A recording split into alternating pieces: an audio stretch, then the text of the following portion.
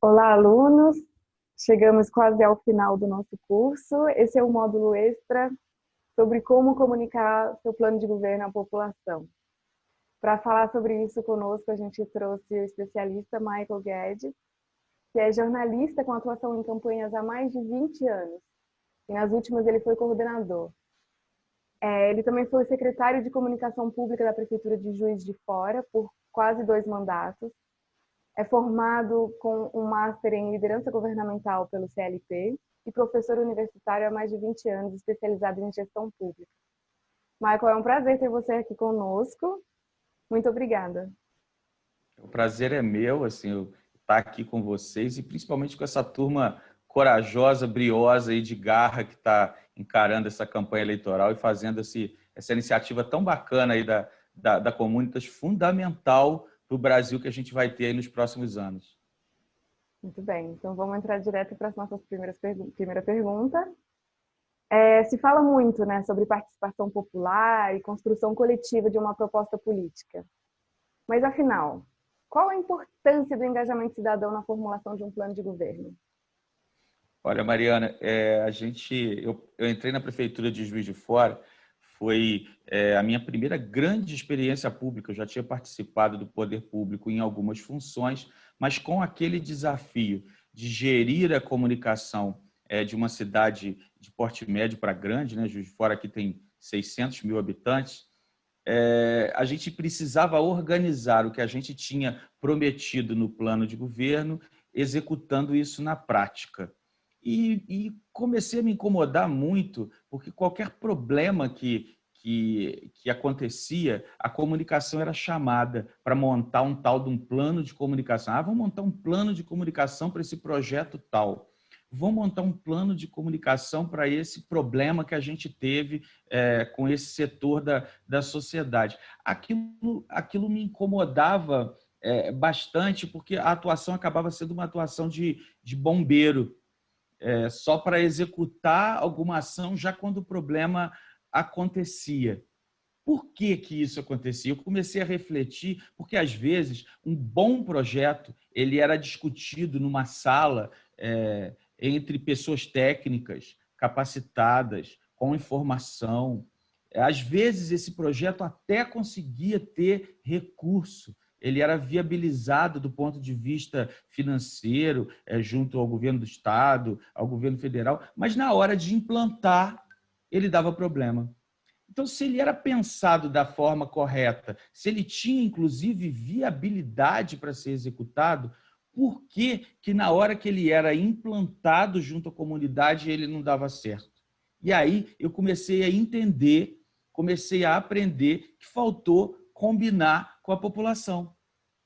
Faltou entender se aquele projeto realmente era a necessidade mais imediata, com aquela parcela da comunidade. Faltou a população entender de fato, e essa é uma função do poder público, se aquela medida era a medida mais adequada para aquele momento, com vantagens, desvantagens, enfim. Faltou o engajamento da população. Então, ao longo desses 7 anos aí de atuação direta no poder público e também estudando muito o tema, eu percebi que o engajamento da população ele é um gargalo da efetividade de política pública. Então, muitas políticas públicas elas morrem porque não passam por esse gargalo. Então, qualquer iniciativa, seja ela de montagem de plano de governo, seja ela de execução de plano de governo ou de um projeto político como um todo, precisa, de fato, atentar para o engajamento do cidadão. Normalmente, a gente pensa na viabilidade econômica, na viabilidade jurídica, se aquilo pode ou se aquilo não pode, mas nós esquecemos de quem está lá do outro lado. E a diferença agora é que não está lá do outro lado, está junto aqui com a gente, precisa construir junto conosco. Esse é o grande problema que o gestor público, o candidato, precisa estar atento o tempo todo. Comunicação, Mariana, caros alunos, comunicação hoje ela é mobilização mais engajamento. Se você não consegue mobilizar o seu público-alvo e trazê-lo para construir a mensagem junto com você, você não vai conseguir fazer com que aquela comunicação seja efetiva. Isso vale para qualquer coisa. Isso vale para um negócio privado, quanto vale para uma política pública. E também, que é o nosso caso específico nesse curso, em relação à formulação e à venda, né? Como que você vai apresentar esse plano de governo para o seu público. Se você for olhar no livro e a comunicação que a gente ficou acostumado a entender, é assim, eu tenho um emissor, que é quem normalmente é o jornalista, é a estratégia de comunicação, e eu tenho um destinatário, que é o público.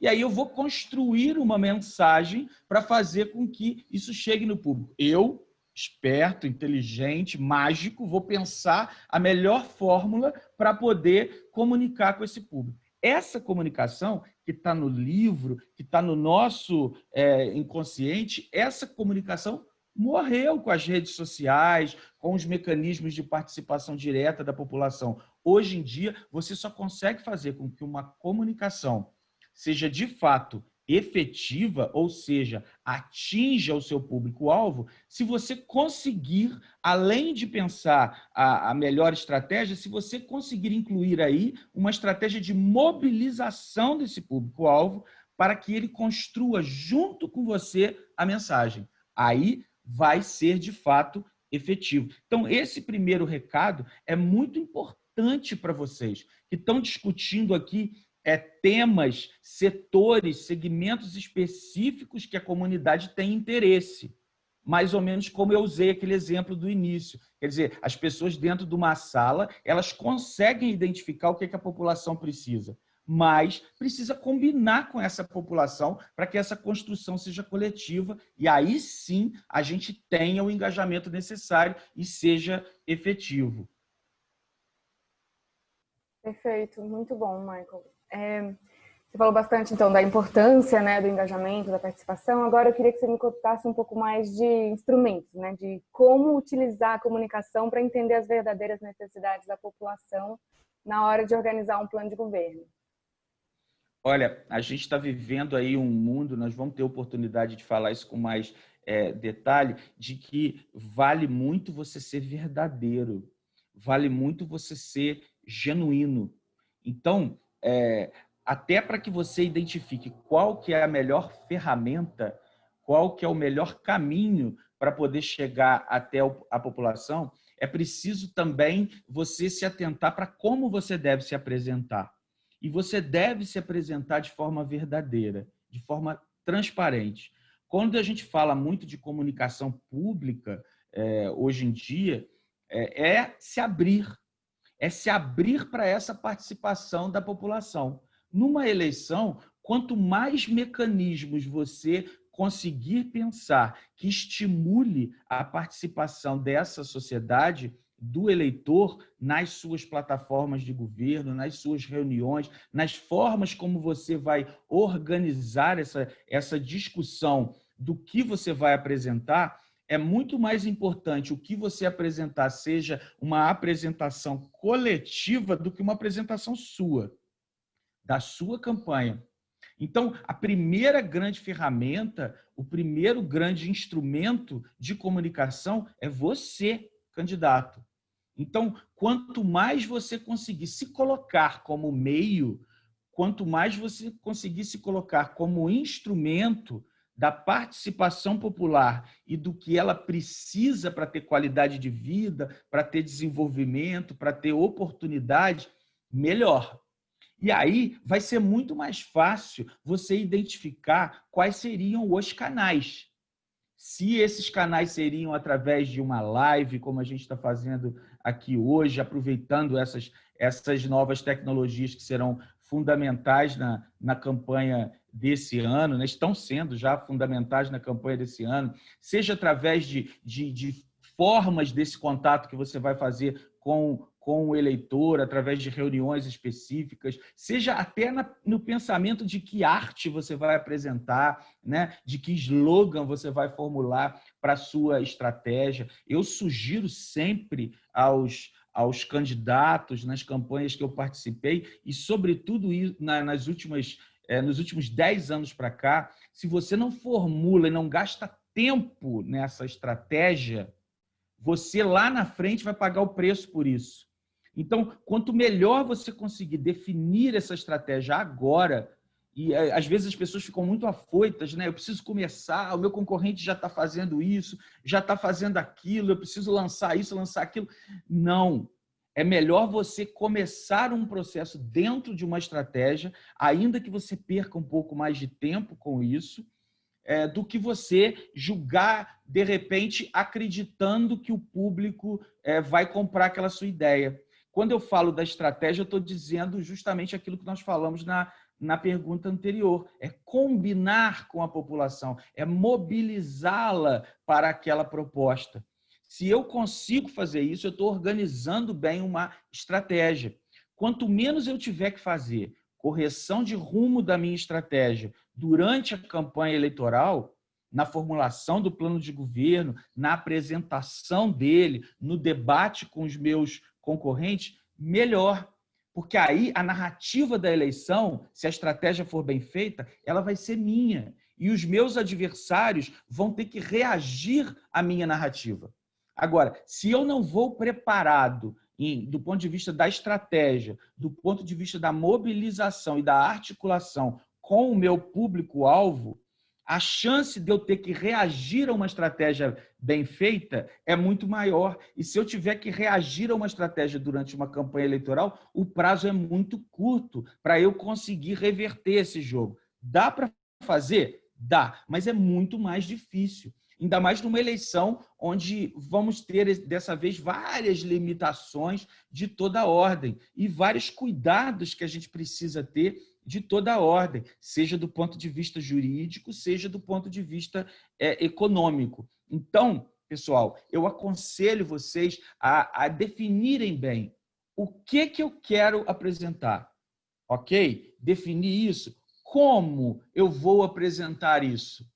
E, por fim, como eu engajo o meu público-alvo para poder fazer essa apresentação de forma efetiva. Agora, até para você entender o que você vai apresentar e como você vai mobilizar, é fundamental você tentar se cercar de mecanismos para entender o que essa população de fato precisa. Esse é o seu dever de casa. E isso se faz com pesquisa. Hoje em dia, campanha não consegue mais ser feita na intuição.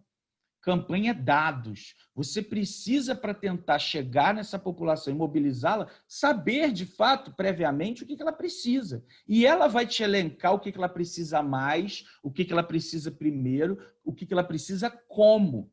Mas, para isso, você tem que ter aí um portfólio, você tem que ter um paper, você tem que ter uma atuação que vai te levar a entender o que ela precisa. E a pesquisa hoje dá isso. Uma pesquisa quantitativa e pesquisa qualitativa, porque o público, o eleitorado, ele tem se mostrado um eleitorado complexo na hora que você organiza uma pesquisa quantitativa. A gente viu os exemplos aí nas últimas eleições que derrubaram todos os institutos de pesquisa. Então, nós temos que avançar a pesquisa quantitativa e chegar numa pesquisa qualitativa, que é uma pesquisa em que você discute com segmentos da sociedade o que esses segmentos precisam e querem. E, ao mesmo tempo, você apresenta para eles a sua estratégia e avalia as reações. Isso é muito simples de organizar, parece complexo, mas é muito simples de organizar e fundamental nesse momento de preparação das estratégias. Aí sim, com uma estratégia organizada, entendeu, Mariana? Com uma estratégia fundamentada, baseada nesse processo de mobilização do público-alvo, que é o eleitor. As ferramentas que você vai discutir para poder aplicar isso, elas vão ser muito mais assertivas, elas vão ser muito mais diretas, elas vão ser, inclusive, economicamente muito mais viáveis. Excelente, Michael. E uma vez que você, então, construiu com a população, engajando o seu plano, como que você garante que a pactuação das propostas com a população se transforma em voto? Primeiro, uma receita que a gente tem seguido aí nas últimas campanhas que tem dado certo, independente do momento maluco que a gente está vivendo hoje, você precisa, se você vai chamar a população para participar junto com você, você tem que conferir processos a isso. Ou seja, você precisa ser didático na organização dessa formulação. Muitas vezes, os candidatos e as campanhas, eles se preocupam em fazer reuniões temáticas onde vai se discutir o plano de governo. E aí chama determinados setores da sociedade para participar daquela reunião temática e dali saem algumas propostas para serem incluídas no plano de governo.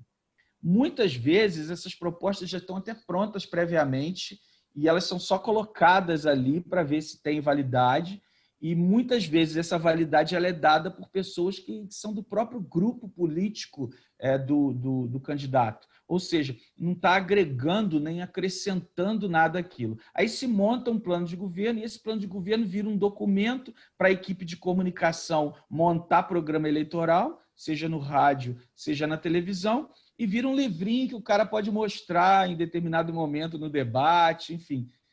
Não, assim não vai dar certo. Isso não é mobilização e engajamento. Isso é você chamar determinados grupos e muitas vezes próximos a você para poder pensar o que você vai propor para a população. É como se a gente aqui nessa sala, e tem gente super qualificada aqui nessa sala, a gente discutisse um plano de governo e saísse do Zoom com esse plano de governo decidido. Mas quem garante que a dona Maria, lá do bairro tal, a gente sabe que ela precisa. Se a gente definir que a dona Maria precisa lá o bairro tal precisa de um posto de saúde. E ela precisa mesmo de um posto de saúde. Mas quem te garante que o posto de saúde é a melhor proposta para chegar na dona Maria do bairro tal nesse momento? Apesar de você ter certeza que ela precisa. Às vezes a dona Maria ela vai estar muito mais preocupada com um buraco na frente da casa dela por conta de um projeto de drenagem que precisa ser realizado no bairro dela e que nenhum político se atreve a ter coragem de mexer, porque isso não aparece. Entendeu? Então, é essa discussão que a gente precisa tentar fazer antes de apresentar o que a gente vai mostrar para a dona Maria lá do bairro X.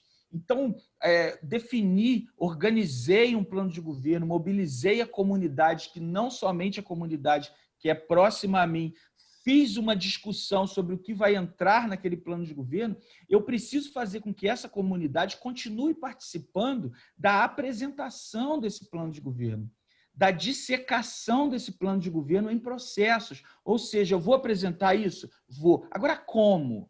Aonde eu vou conseguir dinheiro para isso? Com quem eu vou conseguir dinheiro? Conseguir o dinheiro? Tem um canal, uma fonte que vai me garantir o dinheiro se eu for eleito? Tá, mas como eu vou implantar? Qual o mecanismo para eu poder fazer com que aquilo seja feito para a comunidade o mais rápido possível? Então, aí eu preciso ser didático, para a população entender que determinada proposta eu não vou conseguir entregar com 3 meses de governo. Eu não vou conseguir entregar nos 100 dias. Às vezes eu não vou conseguir entregar nem na primeira metade do mandato. Mas eu preciso fazer com que ela participe de todo o processo para a execução daquela medida. E isso já começa na campanha eleitoral. Então não adianta eu chegar no programa de rádio, no programa de televisão e mostrar, olha, essa proposta aqui, ela foi pensada junto com a comunidade e é isso que eu vou fazer durante a campanha. Não. Eu preciso mostrar como eu discuti isso com a comunidade, eu preciso mostrar que a comunidade continua participando do detalhamento daquela proposta, ou seja, da discussão da viabilidade daquela proposta. Isso eu consigo fazer através de tecnologia. Existem várias plataformas aí de acompanhamento de processos, acompanhamento de propostas, inclusive na formulação delas. Vamos fazer. A gente discute muito governo aberto, né? É uma evolução da participação popular da transparência na gestão pública. Por que não trazer uma plataforma aberta de plano de governo? Onde, além de sugerir, eu também posso participar da formulação e da discussão da viabilidade disso.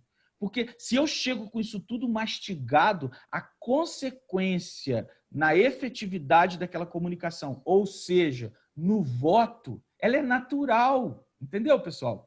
Ela acaba sendo natural. Quanto mais você construir isso, para isso desembocar no voto, você vai ficar menos sujeito a estratégias de convencimento eleitoral que já vem se mostrando falhas nas últimas eleições e que nessa eleição ela tem um desafio ainda maior, que é o desafio do distanciamento físico. Então, se você consegue fazer isso através de processos, participando a população de todos esses processos, isso fica muito mais simples de você conseguir transformar um programa de governo, propostas de um programa de governo, no voto propriamente dito. No voto quer dizer um atestado de confiança. E se você pede ao eleitor para dar um atestado de confiança, dentro de um processo que ele participou, esse atestado de confiança é muito mais fácil dele avalizar. Se ele construiu aquele contrato, ele assina. Agora, se aquele contrato veio pronto para ele, ele vai querer ler, ele vai querer avaliar, ele vai querer discutir, e pode não dar tempo de fazer isso. E aí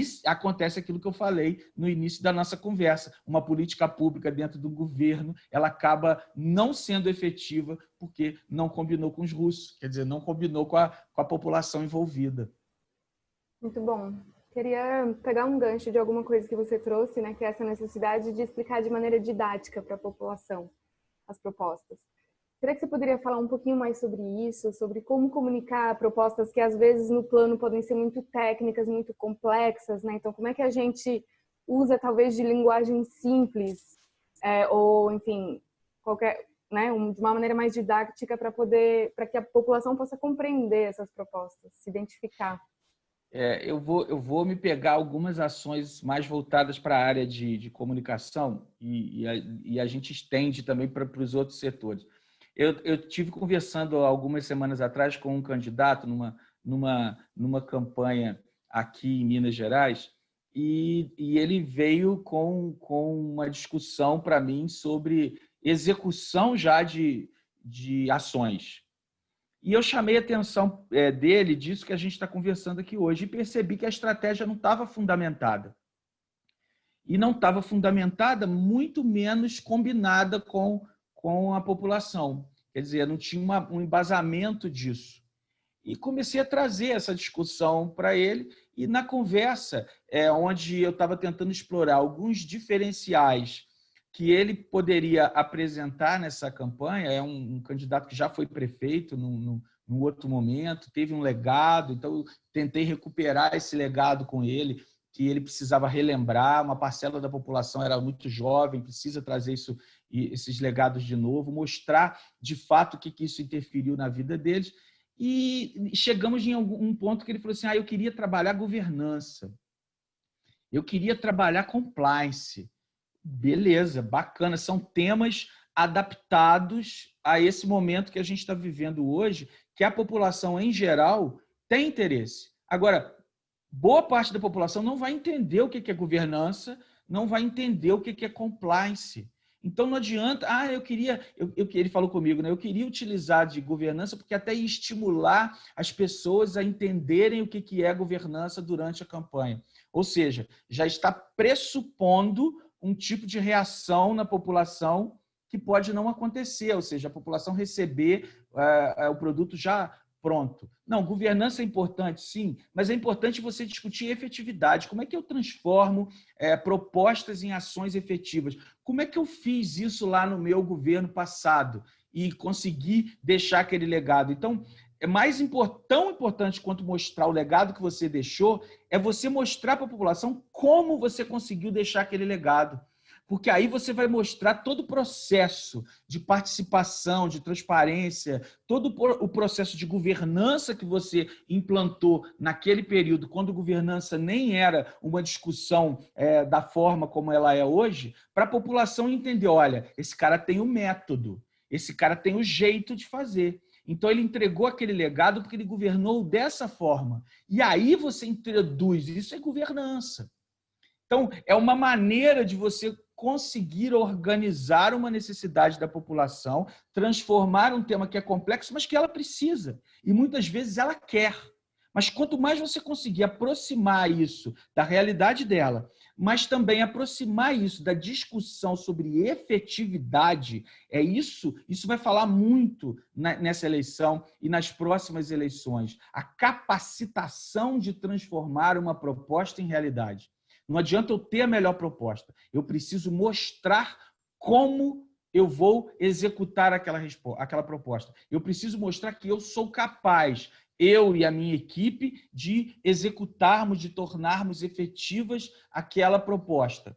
Então, é assim que você consegue pegar uma proposta da saúde, eu quero fazer uma regionalização do atendimento à saúde. Se você for olhar cientificamente, se você for olhar do ponto de vista de geoprocessamento, se você for olhar do ponto de vista de organização e distribuição dos recursos e do atendimento às carências da população, você vai perceber que a regionalização pode ser um grande projeto. Agora, como você vai explicar essa regionalização para a Dona Maria lá do bairro que eu falei para vocês?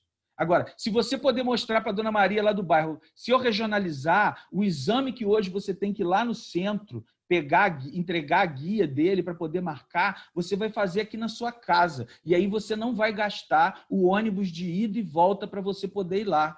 E aí os 20 dias que você normalmente tem para fazer esse processo, você vai levar 5. Isso é você traduzir uma proposta complexa para uma ação próxima da realidade da população. E aí sim você consegue mostrar como você vai fazer e como aquilo de fato vai ser efetivo. Mas para isso, pessoal, eu volto a insistir, a comunicação pode ser um gargalo, ela pode ser o principal caminho para que você consiga a efetividade daquela proposta. Mas ela pode ser também o principal obstáculo e você nem perceber. E aí você ficar frustrado. Poxa, eu tenho uma proposta honesta, bacana, sincera, pensada. Eu tenho articulação para conseguir o recurso, para viabilizar isso. Eu tenho uma equipe que consegue executar isso. Por que a população não quis? Por que não deu certo? Por que o meu governo está sem aprovação popular? E aí você entra naquela onda da frustração e considera o mundo ingrato com você. Mas é porque você não percebeu a raiz desse problema que eu estou falando aqui agora, que é a sua capacidade de mobilizar primeiro para poder engajar e aí sim executar e tornar efetiva aquela política pública. A psicologia fala muito disso, né? Anos de análise aí fazem com que a gente, a duras penas, aprenda isso. A gente não consegue interferir na reação do outro. Isso é base também para o marketing político. Eu não consigo conduzir, manipular, igual se tentava fazer há anos, décadas atrás aí. Eu não consigo fazer mais isso. Então, eu não consigo manipular a reação do outro, mas eu consigo, sim, controlar a minha forma de me relacionar com o outro, a minha reação ao que o outro me apresenta. Então, isso é base para você discutir a sua estratégia. Isso é base para você discutir o seu programa de governo. E isso vai ser base para você transformar uma política, uma proposta árida, complexa, estudada, rebuscada, numa ação efetivamente popular. E popular não é aquela modinha. Popular é o que é efetivo, é o que vai resolver o problema da Dona Maria lá do bairro. É isso que ela quer. E isso não adianta você passar assim, ela é simples, eu posso vir com um discursinho assim. Não vai. Ela não é simples. Ela é tão importante dentro desse processo quanto a qualquer outro formador de opinião. E muitos políticos, muitos institutos de pesquisa, muitos partidos tomaram tombos gigantescos nos últimos anos por menosprezar a inteligência desse eleitor. Excelente. Acho que os nossos... Agora, a última pergunta, eu queria trazer um pouco para o contexto atual que a gente está vivendo, né? Limitações impostas pela pandemia e também um descrédito muito grande em relação à classe política. Então, nossos candidatos têm um desafio gigante para enfrentar esse cenário pela frente. Então, quais são os caminhos que eles podem, nesse contexto, buscar, né, para engajar o cidadão? Mariana, vamos falar de coisa boa. Eu acho que a gente está precisando muito falar de coisa boa, sabe? Então, primeira coisa boa que eu queria falar com os candidatos. Esse problema, pandemia, descrédito político, não é um problema só seu. É um problema de todo mundo. E isso é um problema do seu concorrente. Por que eu estou falando que isso é uma coisa boa? Porque o seu concorrente, ele está com esse problema agora diante dele, pode estar menosprezando, pode não estar tratando desse problema bem. Se você tratar esse problema de forma correta, você já tem uma vantagem em relação a ele. Porque esse não é um problema só seu, nem só do Brasil, enfim. Porque a gente vem já acumulando um processo de descrédito da atividade política ao longo dos anos, apesar de eu defender a atividade política com unhas e dentes, porque é ela que consegue interferir de fato na vida da Dona Maria, lá que eu estou usando como exemplo, né? E você ter esse poder de interferência para melhorar a vida do outro é uma coisa muito nobre, que só a política consegue trazer. Você consegue fazer isso via representação partidária, como nós estamos fazendo isso nessa eleição, e você consegue fazer isso até fora da representatividade política, como homens públicos que vocês já são e já têm uma atuação. Então, se vocês conseguirem organizar isso de uma forma efetiva, vocês vão ter vantagens em relação aos seus adversários. Agora, vamos discutir pandemia dentro desse processo que a gente está vivendo hoje. Ela é um mundo de incertezas. Eu acho que o que ela traz primeiro para nós é que a gente, até bem pouco, agora já está começando a dar uma maturada nisso melhor, mas a gente não conseguia ter certeza do que ia estar acontecendo na semana seguinte. Então, esse cenário de não ver o fim do túnel deixou todo mundo angustiado, porque você não consegue organizar planejamentos se você não sabe direito aonde você vai estar pisando logo a seguir. Então, não temos um manual, um roteiro do que fazer que seja um roteiro concreto durante esse processo, mas temos perspectivas. A gente tem tendências importantes que eu acho fundamentais compartilhar com vocês. As grandes empresas, os grandes governos, eles têm desempenhado desde março várias ações, e nesse caso específico nosso aqui de engajamento, né? E nós vamos continuar falando de engajamento e trazer com eles as propostas de saúde, educação, desenvolvimento econômico e tudo, mas lembrando que a gente tem que combinar com a sociedade. Já pactuamos isso entre nós, não pactuamos? Então vamos imaginar que a gente vai organizar essa pactuação direito com a comunidade. Os grandes governos, as grandes empresas, o que eles têm apresentado em erro e acerto durante esses meses, de março para cá, que já nos dão algumas perspectivas. Primeiro, quanto mais útil você conseguir se apresentar para essa sociedade, melhor. Isso está valendo para tudo, tá? Está valendo agora na campanha eleitoral, está valendo se você for já um governante, está valendo se você for um empresário e está pensando como que eu vou apresentar o meu produto para essa população nova aí, nesse novo normal. Você ser útil é um caminho. E aí discutir como eu vou ser útil. E aqui nós já falamos de você se colocar como principal instrumento. Então, da mesma forma que a rede social é um instrumento, que o rádio vai ser um instrumento, você tem que ser o primeiro instrumento dessa política de engajamento. Então, você se colocar útil para a comunidade é o primeiro item fundamental. Então, comece a pensar aí, junto com a sua equipe, como eu posso ser útil? E aí lista ações, comportamentos, propostas, ferramentas, caminhos, mas todas sob esse guarda-chuva da utilidade. Então, esse é o primeiro ponto. O segundo ponto eu falei rapidamente lá no início, que é você ser verdadeiro. Você precisa ser genuíno. Então, não adianta você se apresentar de uma coisa que você não é. Quanto mais você produzir alguma mensagem, alguma imagem pública, alguma proposta, é pior. Você precisa ser verdadeiro. Então, a comunidade, se ela perceber que você está se colocando como um ator útil para ela atingir e resolver as suas necessidades, e, ao mesmo tempo, ela percebe que você está sendo honesto e sincero nessa apresentação, você já ganha aí um caminho para poder mobilizá-la, como eu falei, e depois engajá-la na efetividade daquela proposta. O que é o engajamento efetivo naquela proposta? O voto. Então, antes de discutir com os melhores técnicos as propostas que você vai apresentar, discuta com a sua equipe de confiança como você ser útil e como você ser verdadeiro. A pandemia, ela está trazendo esse complexo de incerteza, de angústia, de desconfiança em boa parte da nossa população. O descrédito com a vida política agregou drama a esse momento.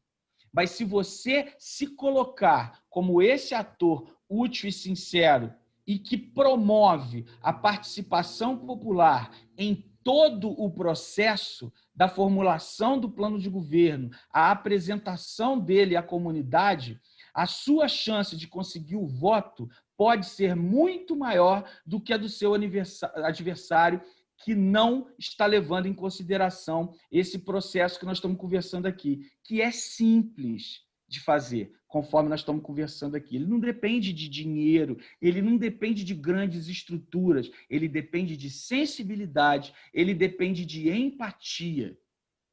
Então, isso é fundamental. Espero que, de forma clara, tenha deixado essa pulga atrás da orelha de vocês. Por vezes, vai ser mais recomendável dar um passo para trás para você olhar o cenário de novo, do que você estar ali no olho do furacão, olhando para cima, para baixo, para trás, para tentar identificar o que você tem que fazer, e às vezes o incêndio já aconteceu e você vai ficar ali como bombeiro, naquela angústia que eu estava lá no início da gestão que eu falei para vocês. Quando você começa a agir dessa forma que nós conversamos aqui, você passa a prevenir o incêndio. E o que é mais importante, você pode estar agregando bombeiros ali do seu lado para você poder evitar que aquele incêndio aconteça ou que aquela política pública de fato seja efetiva. E aí você estabelece um governo aberto, uma gestão colaborativa, um governo popular, uma proposta de fato que seja coletiva. Excelente, Michael. Acho que você deu um bom panorama do que é comunicar durante a campanha, comunicar o plano e até como executar depois, né? Para encerrar, último recado para os nossos candidatos. Que você gostaria que eles saíssem daqui com uma coisa? Com uma coisa, eu acho que é empatia. O candidato que se apresentar empático, de forma verdadeira, eu não estou nem entrando na disputa aí com o adversário, uma corrida, não sei o quê. Eu acho que o Brasil está precisando de candidatos empáticos. O Brasil está precisando de homens públicos que entendam a dor e o sofrimento do outro. As propostas surgindo a partir daí, elas vão ser muito mais efetivas, elas vão ser muito mais genuínas, entendeu? Então, pessoal, vamos ser empáticos. Vamos acreditar na empatia, vamos acreditar na colaboração, vamos acreditar na solidariedade. Se vocês estão aqui hoje participando desse projeto super bacana que a Comunitas lançou, é porque vocês já têm com vocês essa raiz do que a gente está conversando aqui agora. Já está aí dentro de vocês. Se vocês tiveram o interesse de se capacitar da melhor forma para se apresentar nessa eleição, é porque vocês já têm o sentimento de empatia dentro de vocês. Agora é a gente botar esse sentimento para fora, pensar em ferramentas e ações que exerçam e demonstrem de fato essa empatia. Se a gente conseguir fazer isso em cada cidade de vocês, a soma disso é um Brasil melhor. melhor. A soma disso é um mundo pós-pandemia melhor do que esse mundo que a gente estava antes da pandemia. A gente precisa sair dessa melhor do que a gente entrou. Então, é esse o recado que eu queria deixar para vocês. E boa sorte, tá? Confiem e acreditem. Estou torcendo aqui por vocês. Que bom, Michael. É muito bom terminar com uma nota inspiracional e de esperança, né, nesses tempos difíceis. Muito obrigada pelo papo. Foi um prazer ter você aqui conosco. O prazer foi todo meu.